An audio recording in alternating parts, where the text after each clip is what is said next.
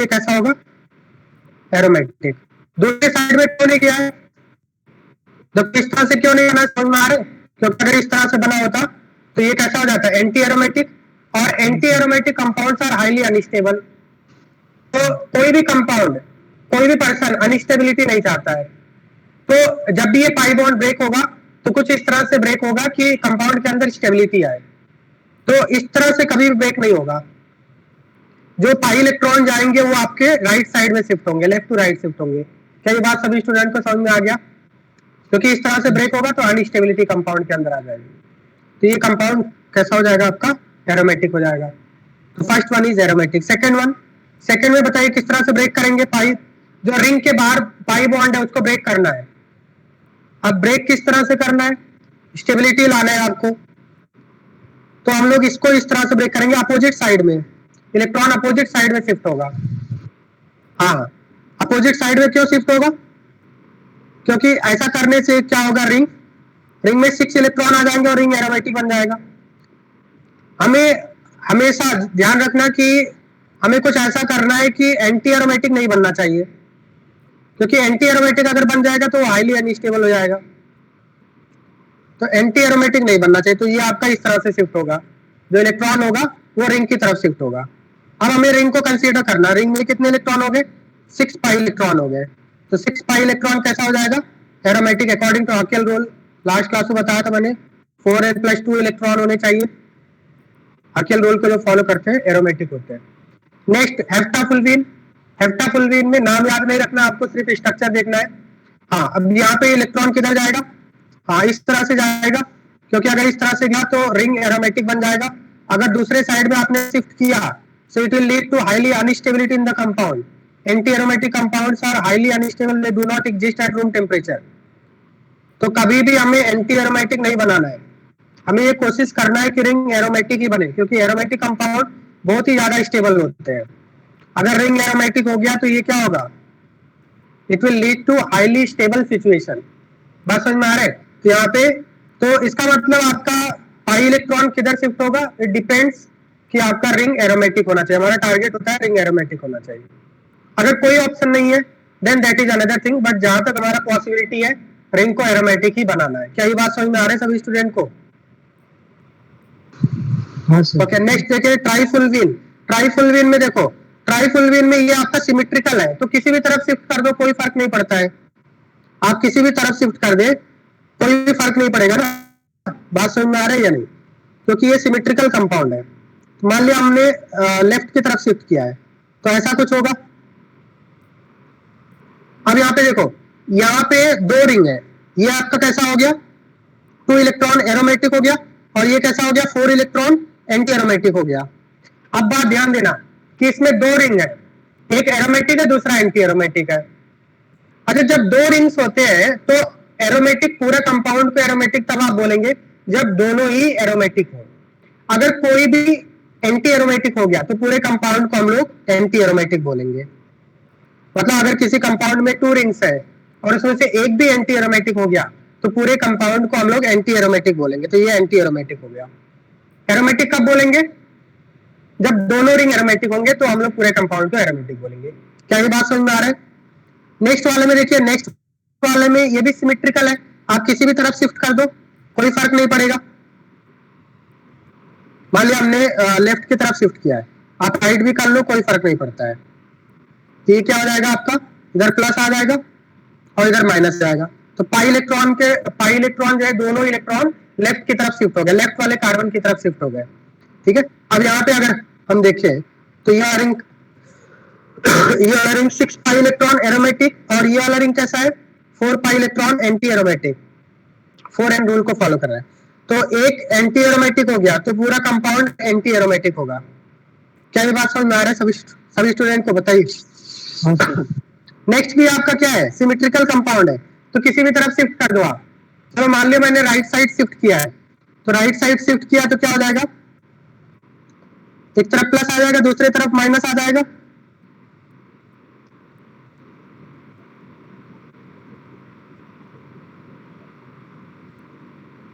इधर माइनस आ गया आपका। अब ये कैसा हो गया, 6 इलेक्ट्रॉन 6 इलेक्ट्रॉन एरोमेटिक, और ये कैसा हो गया बताइए, 8 इलेक्ट्रॉन एंटी एरोमेटिक, तो पूरा कंपाउंड कैसा हो गया, एंटी एरोमेटिक हो गया। मतलब ये तीनों ही कंपाउंड एंटी एरोमेटिक हो गए। क्या ये बात सभी स्टूडेंट को समझ में आ गया, क्लियर है? ये सारे इंपॉर्टेंट केसेस है जो, क्योंकि मैंने आपको बताया था aromaticity is a very important topic. कोई भी कॉम्पिटिटिव एग्जाम अगर आप देंगे तो एरोमेटिक, तो aromatic character, anti aromatic, non aromatic, इस पे क्वेश्चन जरूर आते हैं। ठीक है, तो आज हम लोग जो क्वेश्चन करेंगे वो थोड़ा सा चैलेंजिंग प्रॉब्लम करेंगे, थोड़ा सा डिफिकल्ट प्रॉब्लम करने वाले हैं आज की क्लास में। ठीक है, जो एक्सेप्शनल बिहेवियर है। नेक्स्ट देखिए कैलिसिन। कैलिसिन में देखिए आप क्या बोल रहे हैं, अनम्यूट करके बताओ ना, अनम्यूट करके बताइए क्या बोल रहे थे तने सारे। मतलब हाँ, जो सारे साइक्लिक सिमेट्रिक कंपाउंड होते हैं उनको ये अनएरोमेटिक होना चाहिए ना, एंटी एरोमेटिक। सारे क्या बोल रहे हैं आप, सारे एंटी एरोमेटिक होना चाहिए मतलब? जैसे अभी जो 3 एग्जांपल थे हमारे पास सिमेट्रिक साइक्लिक कंपाउंड से, तो वैसे सारे ही सिमेट्रिक साइक्लिक कंपाउंड्स को एंटी एरोमेटिक होना चाहिए ना? नहीं सर, नहीं, मैंने ये बोला कि अगर मान लिया सपोज 2 रिंग्स है और 2 रिंग्स में से कोई एक एंटी एरोमेटिक हो गया तो पूरे कंपाउंड को एंटी एरोमेटिक बोलते हैं, मैंने ये बोला है। Okay sir. सर मतलब अगर सारे इसमें ये पॉसिबल नहीं है, जरूरी नहीं है। अगर मान लिया कुछ ऐसे भी एग्जांपल हम लोग लेंगे कि दो रिंग्स है, दोनों एरोमेटिक हो गए, तो हम लोग एरोमेटिक बोलेंगे फिर। मतलब एरोमेटिक होने के लिए दोनों रिंग एरोमेटिक होना चाहिए सेपरेटली। और अगर 2 रिंग्स है और 2 रिंग्स एक बॉन्ड से ज्वाइंट है, उनमें से कोई भी एक एंटी एरोमेटिक हो गया तो पूरे कंपाउंड को हम लोग एंटी एरोमेटिक बोलेंगे। एरोमेटिक होने के लिए दोनों एरोमेटिक होना चाहिए। दोनों रिंग सेम होंगे तभी भी हर केस में ऐसा पॉसिबल नहीं है कि एंटी एरोमेटिक ही होगा। हाँ हाँ, बिल्कुल बिल्कुल। आप अब आपने सही क्वेश्चन पूछा है कि अगर दोनों रिंग सेम है, मतलब सिमेट्रिकल है, तो फिर एंटी एरोमेटिक होगा, चांस उसके एंटी एरोमेटिक होने के ही चांसेस है फिर, राइट? ओके ओके हाँ, सही। अगर डिफरेंट हो गए तो एरोमेटिक हो सकता है, बट अगर दोनों सेम है ना तो फिर दोनों एरोमेटिक तो नहीं हो सकते फिर, क्योंकि एक पे प्लस आएगा दूसरे पे माइनस आएगा, तो ऐसे केस में एंटी एरोमेटिक ही होगा अगर सिमेट्रिकल रिंग है तो। ठीक है, बिल्कुल। अब जैसे यहाँ पे 2 रिंग्स है बट ये सिमेट्रिकल नहीं है, तो यहाँ पे हम लोग किस तरफ शिफ्ट करेंगे? हम लोग इस तरफ शिफ्ट करेंगे कि आपको स्टेबिलिटी आए कंपाउंड के अंदर, तो हम लोग लेफ्ट साइड में शिफ्ट करेंगे। बात समझ में आ रहा है? क्योंकि लेफ्ट साइड में शिफ्ट करेंगे तो दोनों एरोमेटिक बन जाएंगे। एंटी एरोमेटिक से बचना है, we have to avoid anti aromaticity. यहाँ पे प्लस हो जाएगा, इधर माइनस, और ये डबल डबल, ये आपका हो गया कैसा, एरोमेटिक। 6 इलेक्ट्रॉन, ये भी 2 इलेक्ट्रॉन एरोमेटिक, तो आप पूरे कंपाउंड को क्या बोलेंगे, एरोमेटिक बोलेंगे, क्योंकि दोनों रिंग एरोमेटिक हो गए तो पूरा कंपाउंड एरोमेटिक हो गया। नेक्स्ट बताइए किस तरफ शिफ्ट करेंगे, जल्दी से बताइए, लेफ्ट टू राइट या राइट टू लेफ्ट?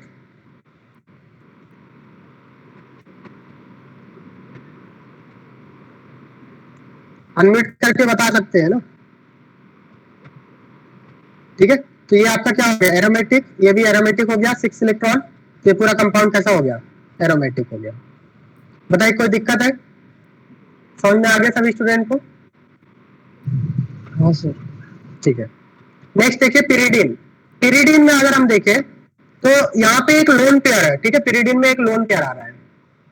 अब मैंने बेंजीन बताया तो बेंजीन फ्लैट होता है, ठीक है, तो बेंजीन सपोज मान लो पिरिडीन की मैं बात करता हूँ, तो पिरिडीन ऐसा बनेगा आपका लोन पेयर। यहाँ पे बताइए हाइब्रिडाइजेशन क्या है नाइट्रोजन का, नाइट्रोजन का हाइब्रिडाइजेशन क्या है, 1 lone pair 2 bond pair, sp2 hybridisation.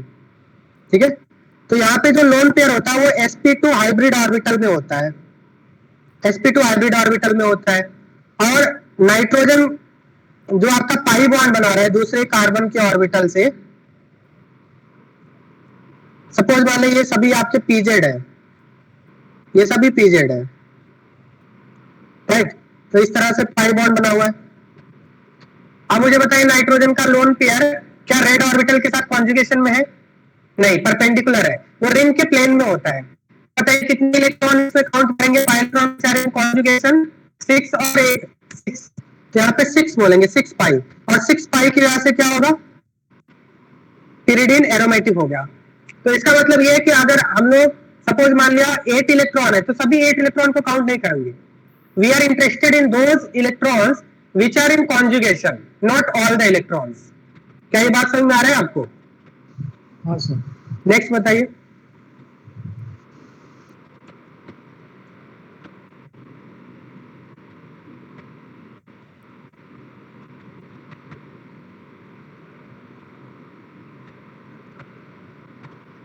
Pyrimidine, अब देखो यहाँ पे भी ऐसा ही होगा कि क्या ये कॉन्जुगेशन में होगा? नहीं। मुझे लगता है आप समझ में आ गया होगा आपको, ये दोनों ही लोन पेयर कॉन्जुगेशन में ही होंगे। दोनों ही कौन से ऑर्बिटल होंगे बताइए? लोन पेयर कौन से ऑर्बिटल में होंगे? sp2 हाइब्रिड ऑर्बिटल में होंगे, और ये परपेंडिकुलर होगा, रिंग के परपेंडिकुलर होगा। ये वाला लोन पेयर भी sp2 हाइब्रिड ऑर्बिटल में होगा और परपेंडिकुलर होगा। ठीक है, तो इसका मतलब यहाँ पे भी 6 इलेक्ट्रॉन काउंट करेंगे ओनली, और ये भी पिरिमिडीन भी क्या होगा? एरोमेटिक होगा। ये जो कंपाउंड्स है ना पिरिमिडीन, ये बायोलॉजिकल कंपाउंड्स है, आपको लास्ट चैप्टर पढ़ाया जाएगा बायोमोलिक्यूल्स, उसमें हम लोग इसके बारे में डिस्कस करेंगे। अभी सिर्फ आपको रिंग देख के बताना है एरोमेटिक है या नहीं। ठीक है, नेक्स्ट बताइए पायराजीन। सिमिलरली पायराजीन में भी अब बताओ कि लोन पेयर, जैसे ये नाइट्रोजन लोन पेयर है, इस नाइट्रोजन के पास लोन पेयर है और पाई बॉन्ड भी बना रहा है, तो क्या नाइट्रोजन जिस ऑर्बिटल में नाइट्रोजन का लोन पेयर है और नाइट्रोजन का एक ऑर्बिटल जो पाई बॉन्ड बना रहा है, दोनों सेम डायरेक्शन में तो हो नहीं सकते हैं, दोनों सेम डायरेक्शन में नहीं हो सकते ना। इसका मतलब ये नाइट्रोजन का लोन पेयर को हम लोग काउंट नहीं करेंगे, इसको भी काउंट नहीं करेंगे, कॉन्जुगेशन नहीं होगा।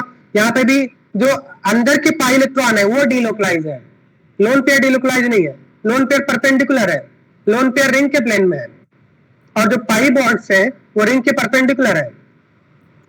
6 पाई, ये भी क्या होगा? 6 पाई एरोमेटिक।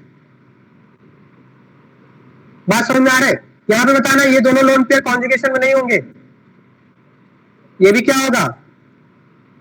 एरोमेटिक होगा। ये तीनों ही लोन पेयर आपके कॉन्जुगेशन में ही होंगे। यहाँ पे भी 6 पाई कैसा हो जाएगा आपका? एरोमेटिक हो जाएगा। तो मतलब क्या है कि अगर मान लिया कोई नाइट्रोजन के पास लोन पेयर है और वो नाइट्रोजन पाई बॉन्ड भी बना रहा है, नाइट्रोजन के पास लोन पेयर है और वो रिंग के अंदर पाई बॉन्ड बना रहा है, तो ऐसे लोन पेयर को हम लोग कॉन्जुगेशन में काउंट नहीं करते हैं। बात समझ में आ रहा है? और अगर मान लिया नाइट्रोजन के पास लोन पेयर है, वो सिंगल बॉन्ड बना रहा है, तो फिर हम लोग काउंट कर सकते हैं। अगर सिंगल बॉन्ड बना रहा है तो काउंट कर सकते हैं। ठीक है, जैसे यहां पे देखो,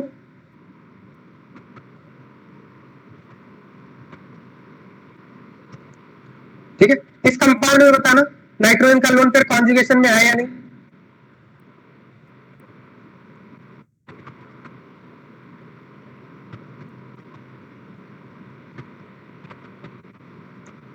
यहां पे नाइट्रोजन के पास एक लोन पेयर है जो पी ऑर्बिटल के अंदर है,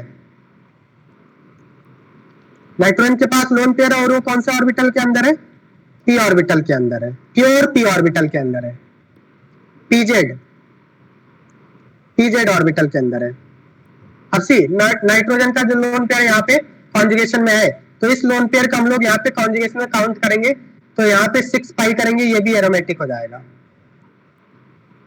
तो सिंपल सी बात है, अगर नाइट्रोजन के पास लोन पेयर और सिंगल बॉन्ड बना रहा है तो उस लोन पेयर को कॉन्जुगेशन काउंट करेंगे।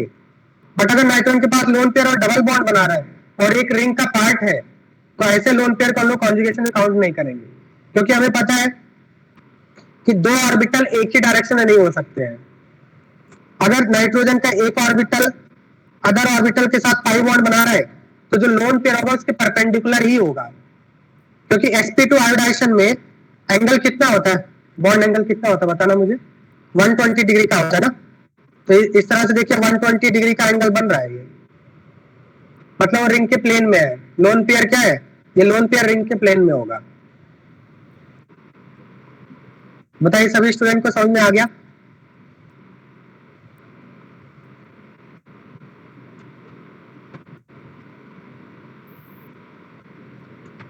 ठीक है, नेक्स्ट बताइए फ्यूरेन। फ्यूरेन मैंने बताया था जब किसी एटम के पास दो लोन पेयर है तो उसमें से एक ही लोन पेयर काउंट करना है, एक ही लोन पेयर काउंट करना है, दूसरे लोन पेयर को काउंट नहीं करेंगे। क्योंकि सपोज मान लिया ऑक्सीजन का एक आपका ऐसा है, तो दोनों एक ही डायरेक्शन नहीं हो सकते हैं, दूसरा कैसा होगा? दूसरा परपेंडिकुलर होगा। और यहाँ पे ऑक्सीजन का जो दूसरा लोन पेयर है कौन सा ऑर्बिटल है बताना मुझे? कौन सा ऑर्बिटल में? sp2 हाइब्रिड ऑर्बिटल में है।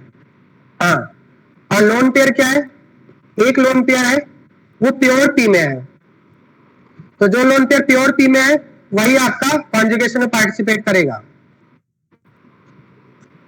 राइट। तो यहाँ पे 6 पाई बोलेंगे और ये भी कैसा हो जाएगा, एरोमेटिक, ठीक है। नेक्स्ट देखिए पाइरॉल, अभी बता मैंने थोड़ी देर पहले, पाइरॉल, इसको पाइरॉल बोलते हैं, एरोमेटिक। थायोफिन, थायोफिन देखो दोनों पेयर है, क्या दोनों को काउंट करेंगे, नहीं, एक को काउंट करेंगे दूसरे को नहीं, 6 पाई एरोमेटिक। नेक्स्ट देखो ये नहीं होगा, ये हो जाएगा, ये वाला लोन पेयर होगा ना, ये वाला लोन पेयर नहीं होगा, इधर वाला नहीं होगा, तो यहाँ पे भी 6 पाई एरोमेटिक। नेचर में जितने भी बायोमॉलिक्यूल्स हैं जो पाए जाते हैं वो ज्यादातर एरोमेटिक होते हैं। क्यों एरोमेटिक होते हैं, क्योंकि ऐसा एक्सपेरिमेंटल ऑब्जर्वेशन है कि एरोमेटिक कंपाउंड बहुत ही ज्यादा स्टेबल होते हैं, तो ज्यादातर कंपाउंड स्टेबिलिटी गेन करने के लिए एरोमेटिक ही होते हैं। जो नेचर में पाया जा रहा है इसका मतलब स्टेबल है, तो जाहिर सी बात है वो एरोमेटिक होगा, एंटी एरोमेटिक तो होगा नहीं, anti aromatic lead to highly unstable situation, right. यहाँ पे देखिए, यहाँ पे सल्फर के पास 2 लोन पेयर, एक ही काउंट करेंगे दूसरा नहीं करेंगे। नाइट्रोजन का लोन पेयर बताइए होगा क्या, नाइट्रोजन का लोन पेयर नहीं हो सकता है, क्योंकि नाइट्रोजन एक पाई बॉन्ड भी बना रहा है ना, तो पाई बॉन्ड होगा और वो नहीं होगा, ठीक है। तो यहाँ पे होगा आपका 6 पाई एरोमेटिक हो गया, 6 पाई का मतलब एरोमेटिक हो गया। बताइए समझ में आ रहा है, इस टाइप से करेंगे तो आप कोई भी क्वेश्चन एरोमेटिसिटी पे कर सकते हैं। सभी स्टूडेंट को समझ में आ रहा है,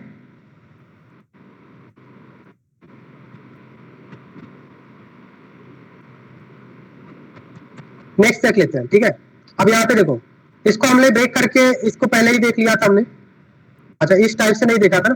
तो सपोज मान लो इस तरह से है, तो नाइट कार्बन और ऑक्सीजन में पाई इलेक्ट्रॉन किधर शिफ्ट होगा, मोर इलेक्ट्रोनेगेटिव ऑक्सीजन की तरफ शिफ्ट होगा, तो इसको हम लोग इस तरह से बनाएंगे। अब यहाँ पे सिर्फ रिंग को कंसीडर करना है, रिंग में कितने इलेक्ट्रॉन आ रहे हैं, रिंग में 2 इलेक्ट्रॉन आ रहे हैं, तो ये कैसा हो गया आपका, एरोमेटिक हो गया, एरोमेटिक हो गया, ठीक है।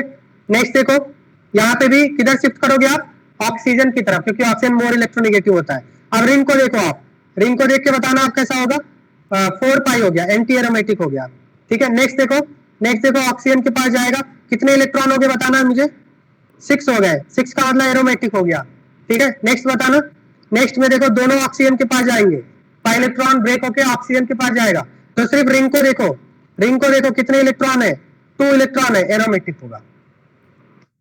बात समझ में आ रहा है, क्लियर। अब यहाँ पे देखो, अब मेन क्वेश्चन आता है एक्सेप्शन, ये वाला काफी ज्यादा इंपॉर्टेंट है और ये जेई में कई बार पूछा गया है, क्योंकि ये एक्सेप्शन है, जो आप, हाँ जो आप सोच रहे हैं वैसा नहीं होगा। हाँ बोलो संजय, बोलो क्या बात है। सर ये जो सेकंड क्वेश्चन है, हाँ सर उसमें मतलब अगर हम चेन की तरफ नेगेटिव चार्ज दें तो एरोमेटिक बन जाएगा सर? नहीं, वैसा होता नहीं है। जैसे अगर कार्बन कार्बन होता तो कार्बन और कार्बन डबल बॉन्ड होता, तो उसमें हमारे पास 2 ऑप्शन है, या तो इधर हो सकता है या फिर इधर हो सकता है, क्योंकि इलेक्ट्रोनेगेटिविटी सेम है। बट अगर कार्बन ऑक्सीजन है तो ऑक्सीजन के पास ही जाएगा, क्योंकि ऑक्सीजन मोर इलेक्ट्रोनेगेटिव होता है। बात समझ में आया, कार्बन ऑक्सीजन में ऑक्सीजन के पास ही जाना है, उसमें हमारे पास कोई ऑप्शन नहीं है, ऑक्सीजन के पास ही ले जाना है पाई इलेक्ट्रॉन, क्योंकि ऑक्सीजन ज्यादा इलेक्ट्रोनेगेटिव होता है, ठीक है। तो अब वो एंटी एरोमेटिक ही बनेगा, टू अनस्टेबल कंपाउंड हो जाएगा।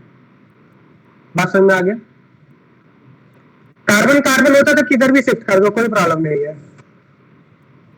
बताओ संजय, समझ में आ गया, हाँ ठीक है। अब देखो ये वाला कंपाउंड जो है, इस कंपाउंड में अगर देखे तो मुझे बताना कैसा होगा ये कंपाउंड कैसा होगा, बहुत ही इंपॉर्टेंट कंपाउंड है ये, इधर इंपॉर्टेंट लिख लो आप, ठीक है। अच्छा ये आप कॉपी कर रहे हैं, कॉपी नहीं कर पाए होंगे आप, बहुत ही फास्ट चल रहा है, तो मैं आपको पीडीएफ सेंड कर दूंगा, ठीक है, चलेगा ना, या अभी कॉपी कर रहे हैं साथ में? नहीं सर चलेगा, हाँ पीडीएफ चलेगा। हाँ, लेक्चर के बाद पीडीएफ सेंड कर दूंगा, आप कॉपी कर लेना वहां से, ठीक है, क्योंकि थोड़ा जल्दी हो जाएगा ना, ज्यादा एग्जाम्पल करना है हमें। अब यहाँ पे बताना ये स्ट्रक्चर कैसा होगा, ये स्ट्रक्चर कैसा होना चाहिए, तो कितने इलेक्ट्रॉन इससे, 1 2 3 4 5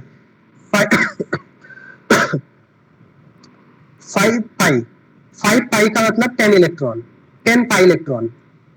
यहाँ पे कितने हैं, 5 × 2 10 पाई इलेक्ट्रॉन।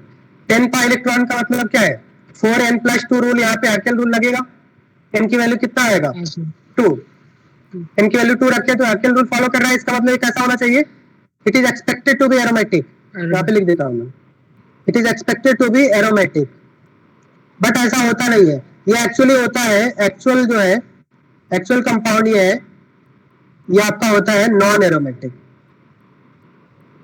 आपका नॉन एरोमेटिक होता है। क्यों ऐसा होता है, क्योंकि यहाँ पे देखना, ये कार्बन के पास एक हाइड्रोजन होगा, मुझे बताना हिडन हाइड्रोजन होगा, और ये वाले कार्बन के पास भी एक हिडन हाइड्रोजन होगा, क्या दोनों एक दूसरे के पास पास नहीं आ रहे हैं, क्या एक दूसरे के पास पास नहीं आ रहे, और ये पास पास आने से क्या होता है, स्टेरिक क्राउडिंग होता है, आपस में लड़ते हैं, तो ये दोनों आपस में लड़ेंगे, इसका मतलब क्या होगा, this will lead to unstability in the compound, दोनों हाइड्रोजन एक दूसरे के सामने सामने आ रहे हैं, तो ये स्टेरिक क्राउडिंग होगा इस कंपाउंड के अंदर, ये कंपाउंड अनस्टेबल हो जाएगा। तो इस कंपाउंड को स्टेबलाइज करने के लिए दोनों रिंग एक ही प्लेन में है ना, पहले आप ऐसा एज्यूम करें कि दोनों रिंग एक ही प्लेन में, एक रिंग थोड़ा सा ट्विस्ट होके आउट ऑफ प्लेन चला जाता है, मतलब थोड़ा सा प्लेन के बाहर चला जाता है, क्योंकि प्लेन के बाहर जाएगा तो हाइड्रोजन जो रिपल्सन है वो कम हो जाएगा, मतलब यहाँ पे जो रिंग है वो रिंग थोड़ा सा अपने आप को एडजस्ट कर लेता है और प्लेन के बाहर चला जाता है, ये आपका हो जाता है आउट ऑफ प्लेन चला जाता है। और मैंने आपको बताया था अगर आउट ऑफ प्लेन चला गया तो क्या ये डबल बॉन्ड या फिर ये डबल बॉन्ड इस डबल बॉन्ड के साथ कॉन्जुगेशन में हो पाएगा, प्लेन में होगा तभी कॉन्जुगेशन होता है, आउट ऑफ प्लेन चला गया तो फिर कॉन्जुगेशन नहीं हो पाएगा। और अगर नॉन प्लेनर हो गया, अगर नॉन प्लेनर हो गया तो non planar compound non aromatic होते हैं, मैंने आपको बताया था, नॉन प्लेनर होते ही नॉन एरोमेटिक हो गया, so that's why this compound is non aromatic, it is expected to be aromatic but it is non aromatic, this you have to remember, क्योंकि ये आपके एक्सेप्शनल बिहेवियर है और एक्सेप्शनल बिहेवियर पे ज्यादा फोकस करते हैं जेई में। क्या सभी स्टूडेंट को समझ में आ गया? हाँ, इसका जो कंपाउंड का नेम है, देखो जब अल्टरनेट डबल बॉन्ड आते हैं ना, देखो जैसे यहाँ पे ऐसा है, तो जिस भी अगर की कोई रिंग है और उस रिंग में अल्टरनेट डबल बॉन्ड आ रहा है, double single double single double, तो उसको एनिलीन बोलते हैं, ऐसे कंपाउंड को एक क्लासिफिकेशन उसको एनिलीन बोलते हैं, इन जनरल एनिलीन बोलते हैं। और जैसे बेंजीन है तो बेंजीन में कितने पाई इलेक्ट्रॉन है, 6 पाई इलेक्ट्रॉन, तो इसको 6 एनिलीन बोलते हैं। तो इसी तरह से ये कंपाउंड है, इसमें कितने पाई इलेक्ट्रॉन है, 10, और अल्टरनेट डबल बॉन्ड दिख रहा है आपको, तो इसको बोलेंगे 10 एनिलीन। इस कंपाउंड को क्या बोलेंगे, this compound is called 10 bracket में लिखेंगे फिर एनिलीन बोलेंगे, ठीक है। एक बार फिर से समझते हैं, अगर किसी कंपाउंड के अंदर अल्टरनेट डबल बॉन्ड आते हैं तो इसको एनिलीन बोलते हैं, एक ब्रॉड क्लासिफिकेशन है। जैसे हम लोग कार्बोक्सिलिक एसिड की बात करें तो कार्बोक्सिलिक एसिड के बहुत सारे कंपाउंड्स पॉसिबल है जिसमें COH ग्रुप होता है, राइट। उसी तरह से इसमें भी ऐसे कंपाउंड जिनमें जो रिंग है और रिंग के अंदर अल्टरनेट डबल बॉन्ड आते हैं, ऐसे कंपाउंड्स को हम लोग एनिलीन बोलते हैं। अब यहाँ पे कितने पाई इलेक्ट्रॉन्स है टोटल, 6, तो बेंजीन को हम लोग 6 एनिलीन बोलेंगे। इसी तरह से यहाँ पे भी अल्टरनेट डबल बॉन्ड है, कितने पाई इलेक्ट्रॉन है, 10, तो इसको 10 एनिलीन बोलेंगे इन शॉर्ट। बात समझ में आ गया, बताइए, क्लियर है?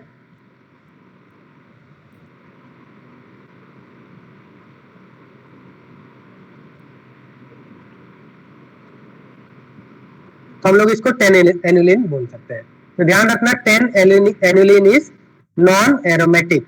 नेक्स्ट, अगर हमने सपोज मान लिया दोनों रिंग को ज्वाइंट कर दिया, जैसे 2 रिंग थे दोनों को ज्वाइंट कर दिया ऐसे, तो ज्वाइंट कर दिया तो अब ये क्या होगा, रेस्ट्रिक्टेड हो गया, मतलब अब ये आउट ऑफ प्लेन नहीं जा सकता है, मतलब हमने इसको बाइंड कर दिया, एक तरह से बाइंड कर दिया।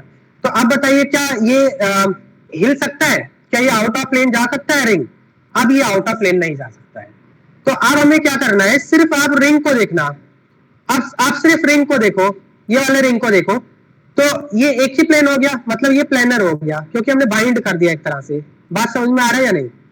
मतलब पहले 2 रिंग थे, ऐसा देखो वीडियो में 2 रिंग थे, दोनों को हमने एक तरह से बांध दिया, ऐसे एक एटम से बाइंड कर दिया, तो बाइंड कर दिया तो अब ये ऊपर नीचे नहीं जा सकता है, मतलब ये कैसा हो गया, प्लेनर हो गया। और अगर ये प्लेनर हो गया, प्लेनर भी है और 10 पाई इलेक्ट्रॉन भी है, मतलब हाकेल रूल को फॉलो कर रहा है, तो ये एरोमेटिक हो गया। बात समझ में आया? हमें क्या देखना है, सिर्फ ये वाला रिंग देखना है, हमें सिर्फ ये वाला रिंग देखना है, ये वाला रिंग देखना है, सिर्फ CH2 को इग्नोर करना है। सिमिलरली यहाँ पे बताना ये वाला कैसा हो गया, यहाँ पे भी बाइंड कर दिया है, तो क्या ये रिंग ऊपर नीचे जा सकता है, आउट ऑफ प्लेन जा सकता है, नहीं जा सकता है, हमने ऑक्सीजन से बाइंड कर दिया है, तो ऑक्सीजन को इग्नोर करो, आप सिर्फ रिंग को देखो, यहाँ पे कितने 2 रिंग्स है, 10 पाई इलेक्ट्रॉन है, प्लेनर हो गया, एरोमेटिक हो गया। नेक्स्ट में देखो नाइट्रोजन से बांध दिया हमने, बाइंड कर दिया, दोनों रिंग को बाइंड कर दिया है, तो ये भी कैसा हो गया, प्लेनर हो गया। बताइए समझ में आ रहा है या नहीं? मतलब जब तक हमने बाइंड नहीं किया था, जब तक दोनों कार्बन को बाइंड नहीं किया था, तब तक क्या था, तब तक वहां पे स्टेरिक क्राउडिंग था और वो नॉन प्लेनर हो सकता था। और एक और बात है, क्या इस कार्बन के पास अब कोई हाइड्रोजन बचा जो स्टेरिक क्राउडिंग करेगा? अब बताना मुझे। अब इसकी वैलेंसी तो कार्बन ने ले ली, और जो रिंग के ऊपर है, मतलब जो ऊपर बनाया, बात समझ में आ रहे, मतलब ये इस तरह से ब्रिज की तरह है, मतलब दो रिंग मान लिया प्लेन में है, तो उसको ब्रिज इस तरह से ऊपर की तरफ है। ये CH2 आपका क्या है, ये आउट ऑफ प्लेन है, ये ऑक्सीजन आउट ऑफ प्लेन है। बात समझ में आ रहा है? दिखने में लग रहा होगा आपको, ये प्लेन के ऊपर है ऐसा, तो इसके पास अब कोई हाइड्रोजन नहीं रह गया, स्टेरिक क्राउडिंग करेगा, तो अब इसको आउट ऑफ प्लेन जाने की जरूरत नहीं है, मतलब ये प्लेनर हो गया, प्लेनर है, 10 पाई एरोमेटिक हो गया। बताइए ये समझ में आ गया सभी को?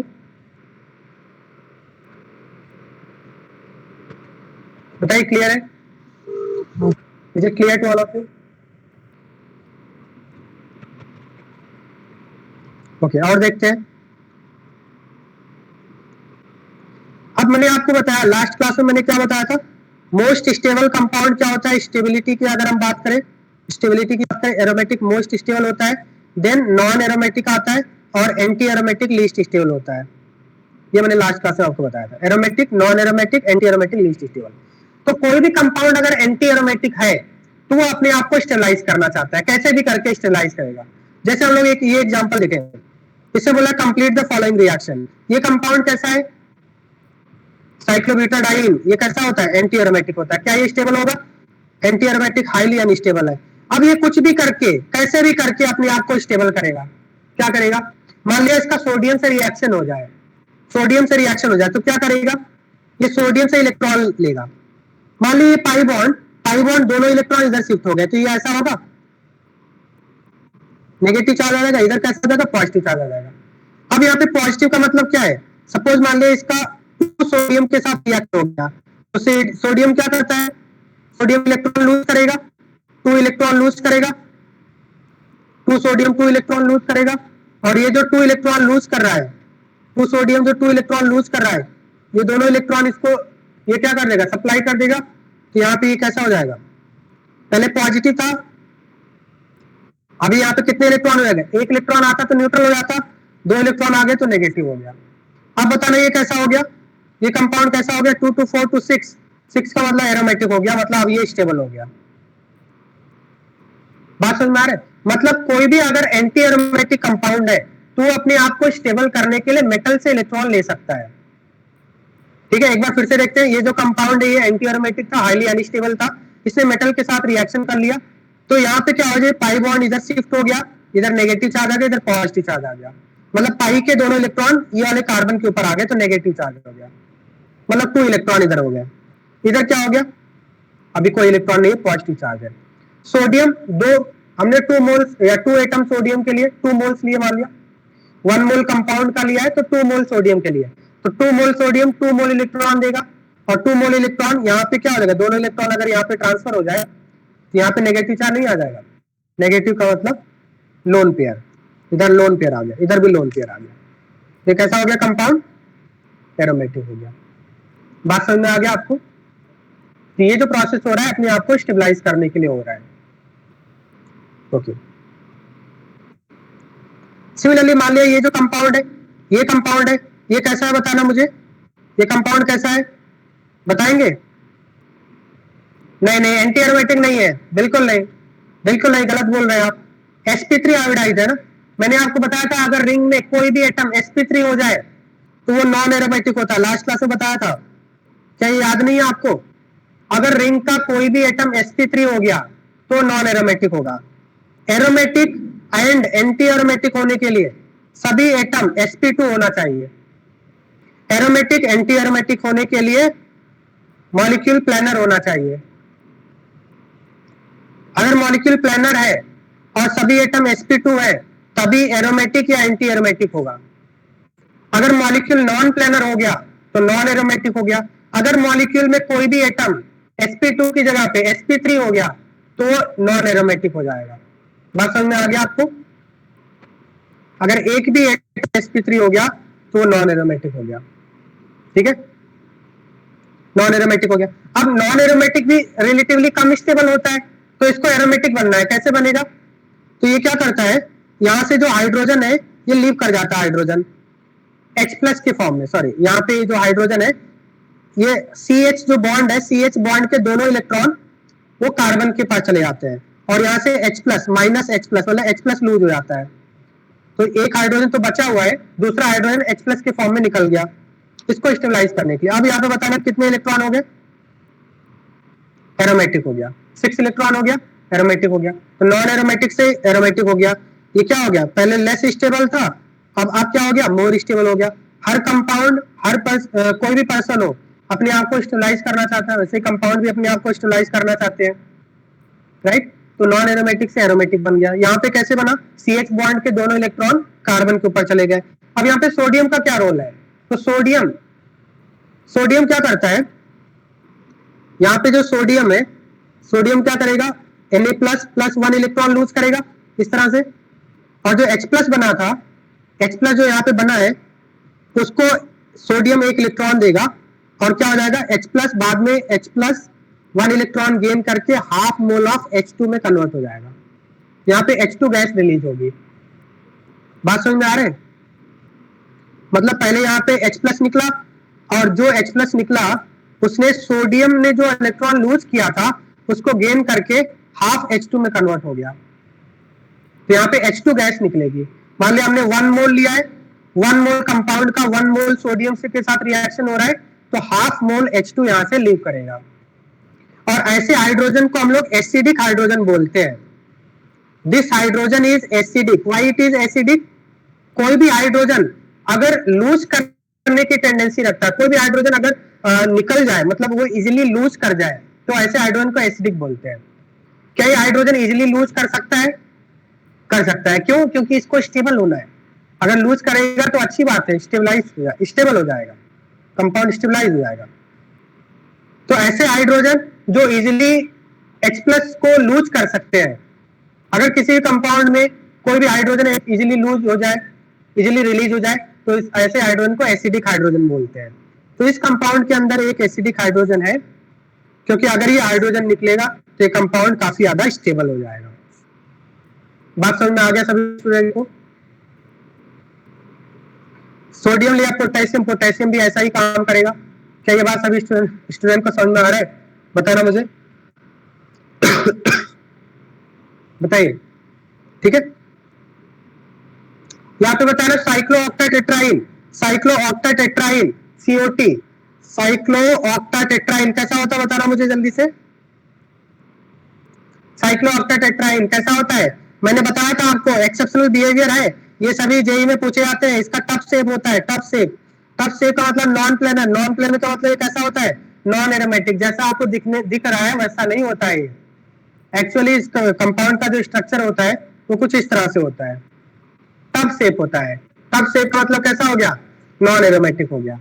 बात समझ में आ रहा है? तो नॉन एरोमेटिक का मतलब कैसा हो गया, लेस स्टेबल है, तो इसको स्टेबलाइज होना है तो क्या होगा, ये पाई इलेक्ट्रॉन दोनों सोडियम के प्रेजेंस से पाई इलेक्ट्रॉन दोनों इधर चले जाएंगे, तो माइनस इधर प्लस हो जाएगा।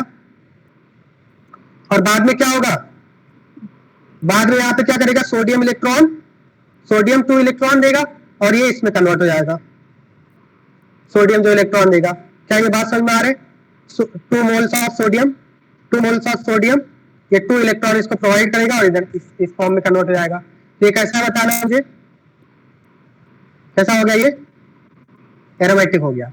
2 to 6, 2 to 4 to 6 to 8 to 10, 10 पाई, 10 पाई का मतलब 4n + 2 को फॉलो कर रहा है। 10 की वैल्यू 2 रखेंगे, 4 × 2 8 + 2 10, राइट। क्या ये बात समझ में आ गया सभी स्टूडेंट को? किसी को प्रॉब्लम है बताइए।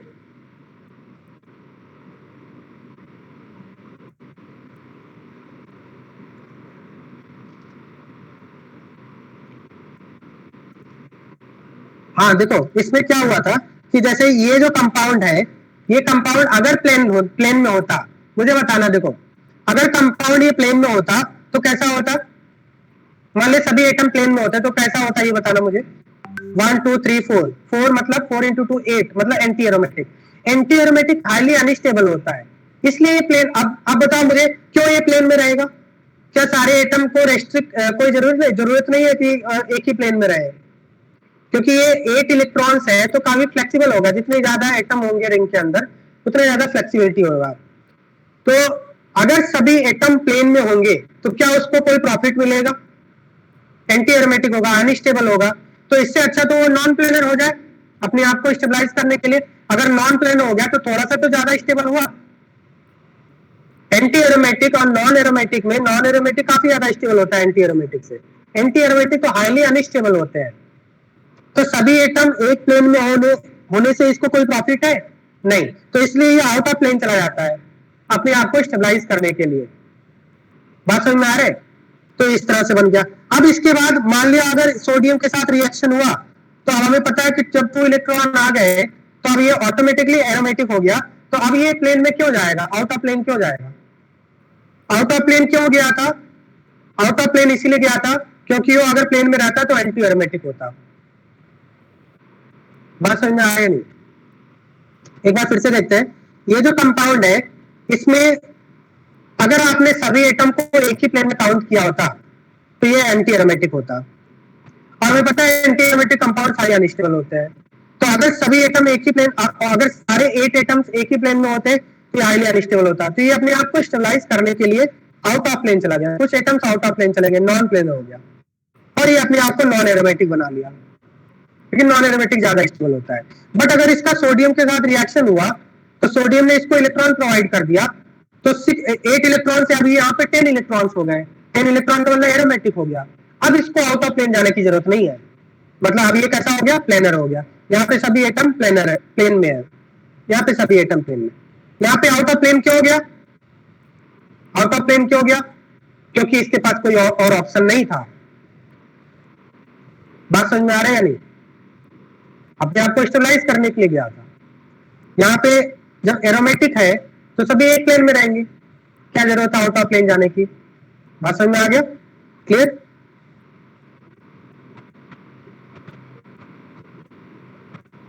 अब यहाँ पे देखो, जैसे ये कंपाउंड है, इस कंपाउंड का रिएक्शन AgNO3 से करे, सिल्वर नाइट्रेट। ठीक है, इसको होता है सिल्वर नाइट्रेट। सिल्वर नाइट्रेट जो होता है, silver nitrate has very strong tendency to extract bromide ion. Silver nitrate से क्या मिलेगा बताना? सिल्वर नाइट्रेट से Ag+ मिलेगा। सिल्वर नाइट्रेट इस तरह से ब्रेक होता है, Ag+ NO3-। और अगर किसी एल्काइल हैलाइड का, इसको बोलते हैं एल्काइल हैलाइड, अगर किसी एल्काइल हैलाइड का सिल्वर नाइट्रेट के साथ रिएक्शन करे तो silver nitrate has very strong tendency to extract Br, मतलब ये कंपाउंड से Br को अपने साथ खींच लेगा। Br को खींच लेगा, मतलब यहां से Br- निकल जाएगा। और अगर यहाँ से Br- निकलेगा तो कंपाउंड कैसा बन जाएगा बताना मुझे? एरोमेटिक बन जाएगा। और यहाँ पे AgBr बनेगा, और AgBr का येलो प्रेसिपिटेट होता है। AgBr वाटर में सॉल्युबल नहीं होता है, मतलब जिस टेस्ट ट्यूब में आप रिएक्शन कर रहे होंगे वो टेस्ट ट्यूब के नीचे जाके सेटल हो जाएगा। AgBr सॉलिड, ये क्या होता है? येलो प्रेसिपिटेट होता है, येलो कलर का प्रेसिपिटेट होता है। बात समझ आ रहा है? तो किसी भी एल्काइल हैलाइड का, मतलब किसी कंपाउंड में अगर कोई हैलोजन अटैच है और उसका AgNO3 के साथ रिएक्शन हो रहा है तो silver nitrate has very strong tendency to extract Br-। ये Br- को खींच लेता है और AgBr का येलो प्रेसिपिटेट बना देता है। आपको पता होगा AgCl का व्हाइट प्रेसिपिटेट होता है, AgBr का येलो प्रेसिपिटेट होता है। ठीक है, येलो प्रेसिपिटेट होता है। प्रेसिपिटेट का मतलब ये वाटर में सॉल्युबल नहीं है तो नीचे चला जाएगा। क्या ये बात समझ में आ रहा है? तो ये एरोमेटिक बन जाएगा। अब मान लिया सपोज ये कंपाउंड है, इस कंपाउंड में बताइए कितने मोल्स AgNO3 के लगेंगे? 1 मोल कंपाउंड के लिए कितने मोल सिल्वर नाइट्रेट के लगेंगे? 2 मोल्स, क्योंकि 2 Br है। तो अब ये क्या करेगा? जैसे ही सिल्वर नाइट्रेट से रिएक्शन होगा ये दोनों Br को खींच लेगा अपने साथ, एक्सट्रैक्ट कर लेगा, इसको बोलेंगे एक्सट्रैक्ट कर लेगा। और एक्सट्रैक्ट करने पे क्या बनेगा बताना मुझे? 2 moles of silver bromide yellow precipitate मिलेगा हमें। मतलब 1 मोल कंपाउंड 2 मोल सिल्वर ब्रोमाइड का येलो प्रेसिपिटेट देगा, और जो आपका रिजल्ट कंपाउंड है वो कैसा होगा बताना मुझे, एरोमेटिक होगा, very stable aromatic compound. Okay, next compound में देखना, अगर इस कंपाउंड का सिल्वर नाइट्रेट के साथ रिएक्शन करेंगे, ये Ag यहाँ से Br माइनस को खींचेगा अपने साथ, Br माइनस AgBr यहाँ से निकल गया, ये कैसा हो गया 2 2 4, 4 का मतलब कैसा हो गया एंटी एरोमेटिक, मतलब ये क्या होगा एंटी एरोमेटिक का मतलब हाईली अनस्टेबल। तो बताना क्या थर्ड वाली रिएक्शन होगी, थर्ड वाली रिएक्शन नहीं होगी, this reaction is non spontaneous, ये रिएक्शन बोलेंगे नॉन स्पॉन्टेनियस रिएक्शन, और बोलेंगे non feasible, this reaction is not feasible, ये रिएक्शन नहीं हो पाएगा, ये रिएक्शन नहीं होगा, क्योंकि जो आपका प्रोडक्ट बन रहा है वो हाईली अनस्टेबल बन रहा है। तो कोई भी रिएक्शन अनस्टेबिलिटी गेन करने के लिए नहीं होता है, हर रिएक्शन का टारगेट होता है स्टेबल होना, तो ये रिएक्शन नहीं होगा। क्या ये बात समझ में आ रहा है आपको, थर्ड वाली रिएक्शन नहीं होगी, ठीक है। नेक्स्ट देखना, नेक्स्ट वाले में भी ऐसा ही होगा, यहाँ से Br माइनस को एक्सट्रैक्ट करेगा, AgBr निकलेगा, यहाँ पे जो कंपाउंड बन रहा है 2 2 4 2 6 एरोमेटिक बन गया, मतलब ये रिएक्शन होगी या नहीं, ये रिएक्शन कैसा होगा स्पॉन्टेनियस रिएक्शन होगा, ये रिएक्शन फिजिबल होगा, मतलब बहुत ही फास्ट रिएक्शन होगा, बहुत ही फास्ट रिएक्शन होगा। अच्छा पहले कैसा था बताना मुझे, पहले कंपाउंड कैसा था, रिएक्टेंट कैसा था, रिएक्टेंट कैसा था, एक हाइड्रोजन होगा sp3 हाइब्रिडाइड, रिएक्टेंट कैसा होगा नॉन एरोमेटिक होगा, तो नॉन एरोमेटिक का मतलब कंपैरेटिवली लेस स्टेबल था, रिएक्टेंट लेस स्टेबल था, और अब एरोमेटिक होने के बाद ये मोर स्टेबल हो गया, मतलब ये अच्छी बात है, लेस स्टेबल से मोर स्टेबल हो रहा है, ठीक है, बात समझ में आ रहा है। तो क्या ये रिएक्शन स्पॉन्टेनियस होगा, yes very spontaneous, this is possible reaction, बहुत ही फास्ट रिएक्शन होगा। आप सिल्वर नाइट्रेट डालते ही within fraction of seconds you will get this, within fraction of second you will get AgBr yellow precipitate and this aromatic compound. क्या ये बात सभी स्टूडेंट को समझ में आ गया, क्लियर है, ठीक है। अब यहाँ पे देखो एक और इस टाइप से क्वेश्चन देखते हैं हम लोग, application of aromaticity, application of aromaticity, जैसे यहाँ पे कुछ कंपाउंड दिए हैं और आपको स्टेबिलिटी का ऑर्डर बताना है, बता सकते हैं स्टेबिलिटी का ऑर्डर। देखो पहला कैसा है बताना मुझे, फर्स्ट कैसा है एरोमेटिक, सेकंड कैसा है, सेकंड भी कैसा है एरोमेटिक है, थर्ड कैसा है बताना, थर्ड बताना जल्दी से, थर्ड कैसा है एंटी एरोमेटिक, फोर्थ कैसा है, फोर्थ कैसा है, फोर्थ में कुछ एटम sp3 हाइब्रिडाइज है, और अगर एक भी एटम sp3 हो गया तो नॉन एरोमेटिक होता है, ठीक है। मतलब एरोमेटिक और एंटी एरोमेटिक होने के लिए हर एटम से positive, negative, double, lone pair या फिर वैकेंट ऑर्बिटल, इसमें से कोई एक होना चाहिए, तभी आपका एरोमेटिक या एंटी एरोमेटिक होगा।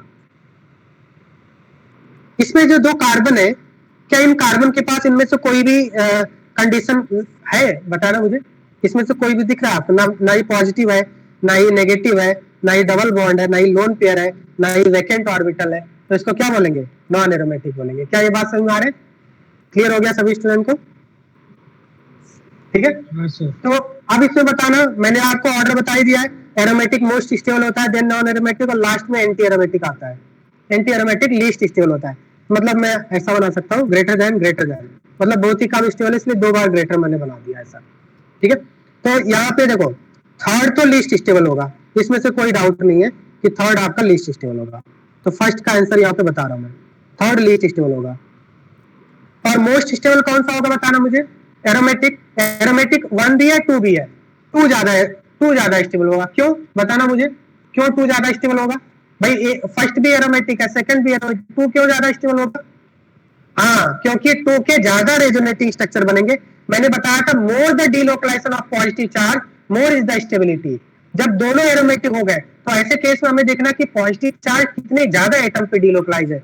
मुझे बताना 7th जो आपका सेकंड कंपाउंड है, इसमें पॉजिटिव चार्ज कितने कार्बन के ऊपर डीलोकलाइज है, 7 कार्बन के ऊपर, और फर्स्ट कंपाउंड में कितने कार्बन के ऊपर डीलोकलाइज है, जब इसका आप रेजोनेटिंग स्ट्रक्चर बनाएंगे, मैंने आपको बनवाया था रेजोनेटिंग से 3 कार्बन के ऊपर डीलोकलाइज है।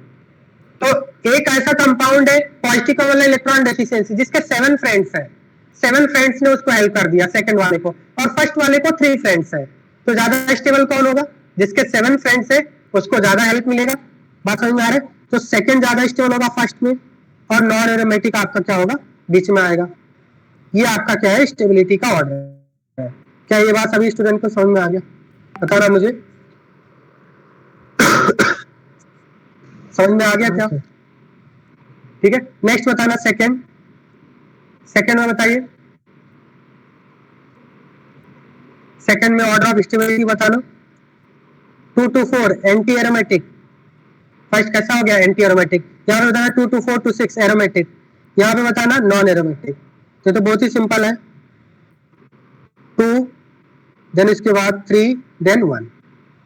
समझ में आ गया सभी स्टूडेंट को? नेक्स्ट बताना। अच्छा, नेक्स्ट में बेसिक स्ट्रेंथ बोला है, ठीक है, बेसिक स्ट्रेंथ बोला है। तो बेसिक स्ट्रेंथ हम लोग ये अभी हम लोग जीओसी 2 में पढ़ेंगे, ठीक है। वहां पे मैं डिटेल में बताऊंगा बेसिक स्ट्रेंथ मतलब होता है इलेक्ट्रॉन डोनेटिंग कैपेबिलिटी होता है, ठीक है। अभी बताऊंगा, उतना अच्छे समझ में नहीं आएगा, तो इसको थोड़ी देर के लिए होल्ड करेंगे, जीओसी 2 में हम लोग पढ़ेंगे, ठीक है। अभी यहाँ तक समझ में आ गया? बताइए, क्लियर है सभी को? नोट्स में सेंड कर दूंगा, डोंट वरी, पीडीएफ सेंड कर दूंगा, वहां से आप देख लेना। अब यहाँ पे देखो, जैसे यहाँ पे कुछ कंपाउंड दिए गए हैं, तो इसमें कैसे ब्रेक करना है, ये तो मुझे लगता है कि आप कर सकते हैं ना, ये क्वेश्चन तो आप कर लेंगे, ठीक है। ये सभी स्टूडेंट को आ चुका है, ठीक है। किधर ब्रेक करना है, ऊपर जाएगा या नीचे जाएगा इलेक्ट्रॉन, ठीक है, बेस्ड ऑन स्टेबिलिटी, ठीक है। यहाँ पे ऊपर जाएगा क्योंकि एरोमेटिक दोनों हो जाएंगे। अगर आपने नीचे की तरफ शिफ्ट कर दिया इलेक्ट्रॉन तो क्या हो जाएगा, बताना मुझे।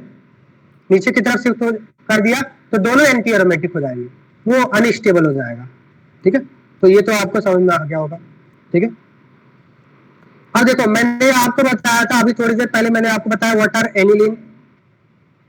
एनिलीन क्या होते हैं, ring containing alternate double and single bond, ring containing alternate double and single bond, ऐसे कंपाउंड को एनिलीन बोलते हैं। जैसे यहाँ पे देखो, क्या इसमें alternate double and single bond आ रहे हैं, बिल्कुल, तो इसको एनिलीन बोलेंगे। कितने पाई इलेक्ट्रॉन है बताना मुझे, 4, तो इसको 4 एनिलीन बोलेंगे। मतलब यहाँ पे जो ब्रैकेट में लिखा हुआ है, ब्रैकेट क्या बताता है, ब्रैकेट के अंदर जो डिजिट लिखा हुआ है वो बताता है कितने पाई इलेक्ट्रॉन्स कॉन्जुगेशन में है, राइट। जैसे यहाँ पे कितने पाई इलेक्ट्रॉन कॉन्जुगेशन में है, बेंजीन, तो बेंजीन मतलब एनुलिन एक ब्रॉड क्लासिफिकेशन है, एनुलिन के अंदर कई सारे कंपाउंड आएंगे, उसमें से जो बेंजीन है, बेंजीन के अंदर अल्टरनेट डबल बॉन्ड होते हैं, और भी कंपाउंड्स के अंदर अल्टरनेट डबल बॉन्ड होते हैं। तो एनिलीन एक ब्रॉड क्लासिफिकेशन है, जिससे से बेंजीन को बोलेंगे 6 एनिलीन बोलेंगे, because 6 represent there are 6 pi electron in conjugation. तो यहाँ पे ब्रैकेट के अंदर जो डिजिट लिखा हुआ है वो क्या बता रहा है, ब्रैकेट के अंदर जो डिजिट लिखा हुआ है ये बता रहा है कि कितने पाई इलेक्ट्रॉन कॉन्जुगेशन में है। जैसे यहाँ पे देखना सीओटी, सीओटी साइक्लोऑक्टाटेट्राइन, साइक्लोऑक्टाटेट्राइन को क्या बोलेंगे हम लोग, cyclooctatetraene is an example of 8 annulene, क्योंकि इसमें 8 पाई इलेक्ट्रॉन कॉन्जुगेशन है, 8 पाई इलेक्ट्रॉन है, मतलब कॉन्जुगेशन नहीं बोलते हैं, 8 पाई इलेक्ट्रॉन है ऐसा बोलेंगे, ठीक है। नॉट नेसेसरी वो कॉन्जुगेशन, अल्टरनेट होना चाहिए, बात सुने। अब यहाँ पे देखो, जैसे 10 एनिलीन, 10 एनिलीन, 10 एनिलीन में ये जो कंपाउंड है, इसको मैंने अभी थोड़ी देर पहले बताया था आपको, ये दोनों एक दूसरे के सामने सामने आते हैं, तो इसलिए क्या हो जाता है, थोड़ी देर पहले मैंने आपको बताया था, ये दोनों एक दूसरे के सामने सामने आते हैं, इससे अनस्टेबिलिटी होता है, और ये रिंग बाहर की तरफ चला जाता है, रिंग रोटेट हो जाता है, नॉन एरोमेटिक बन जाता है, ठीक।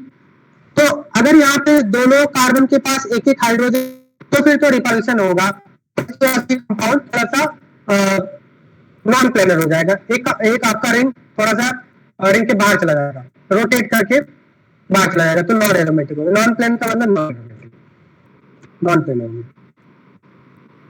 बट अगर इन दोनों कार्बन एटम्स को कनेक्ट कर दिया, अब बताना इसको क्या बोलते हैं, नेफ्थलीन, इसको नेफ्थलीन बोलते हैं। कनेक्ट, तो अब हाइड्रोजन और कनेक्ट कर दिया, इसका मतलब कनेक्ट करने से बाइंड कर दिया, बाइंड करने से प्लेनरिटी में और ज्यादा पॉसिबिलिटी हो जाता है प्लेनर होने की। मतलब इन दोनों एटम को अगर बाइंड कर दिया तो बाइंड करने से प्लेनरिटी और बढ़ गया, मतलब ये चांसेस होता है।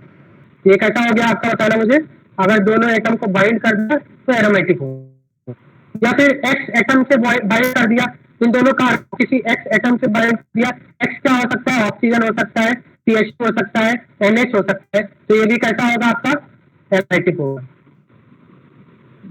नहीं, नेफ्थलीन को एनुलिन नहीं बोलेंगे।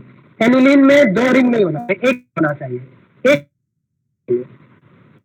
ठीक है, ऐसा 2 सेपरेट रिंग नहीं होना चाहिए, राइट। हाँ, वॉइस फ्लैश कर रहा है क्या? वॉइस फ्लैश कर रहा है क्या? हाँ sir.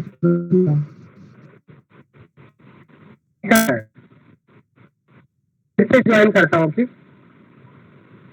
Okay sir.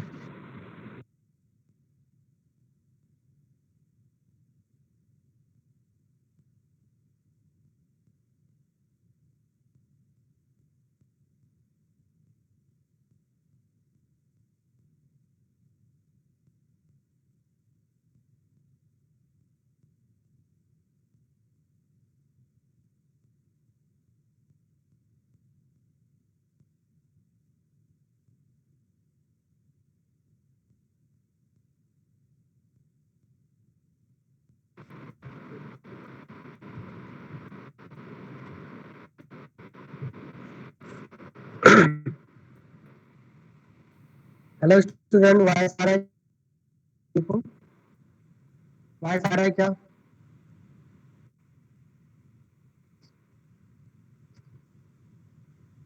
Student, voice आ रहा है क्या आपको?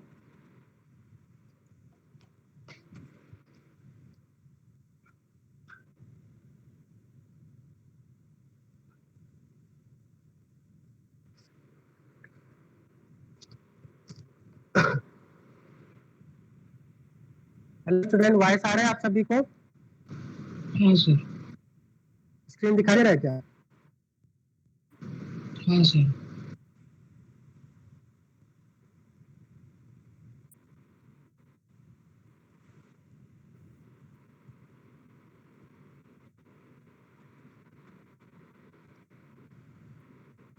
स्क्रीन नहीं दिखा रहा।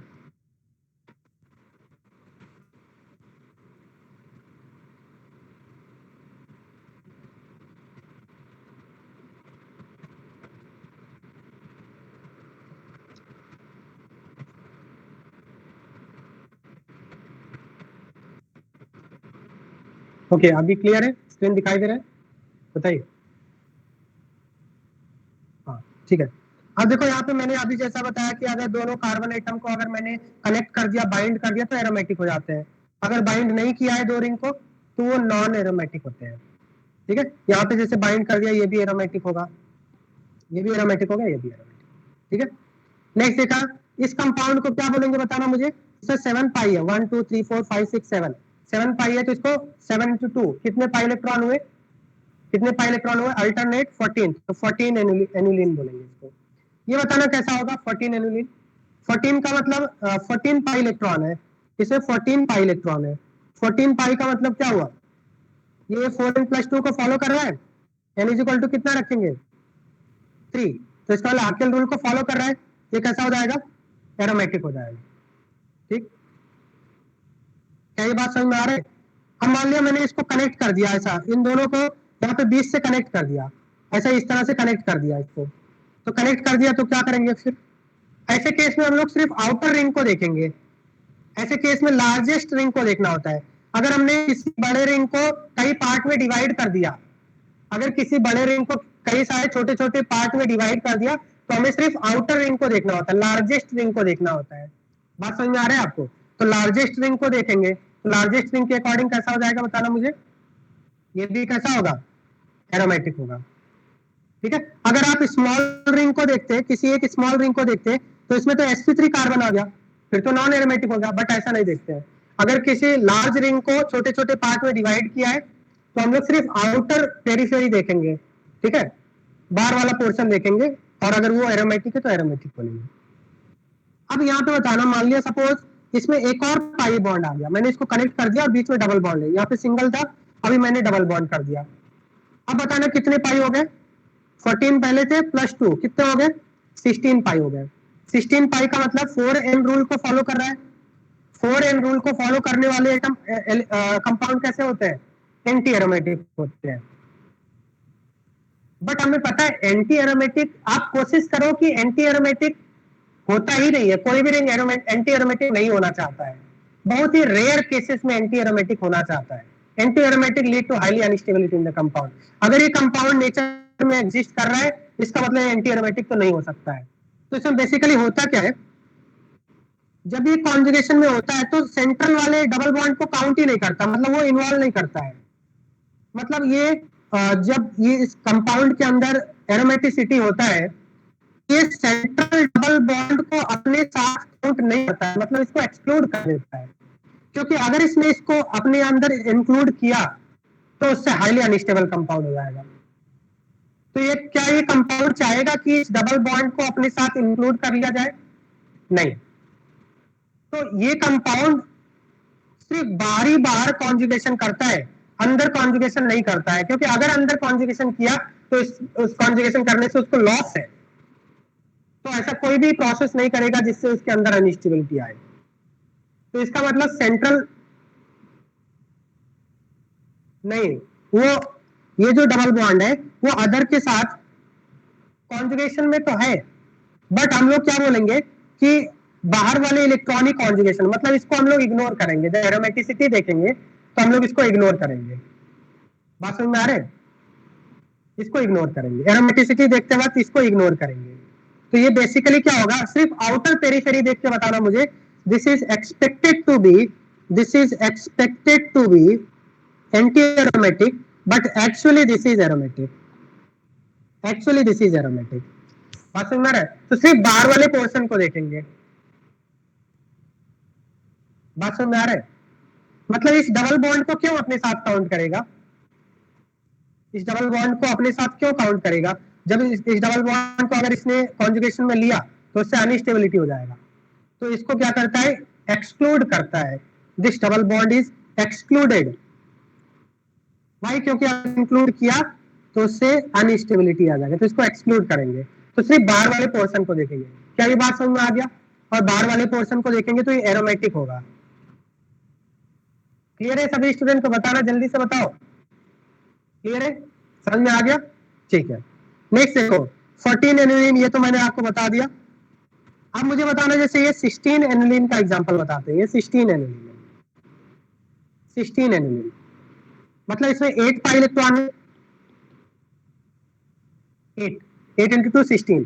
तो 16 का मतलब कैसा होगा, ये 16 का मतलब 4n रूल को फॉलो कर रहा है।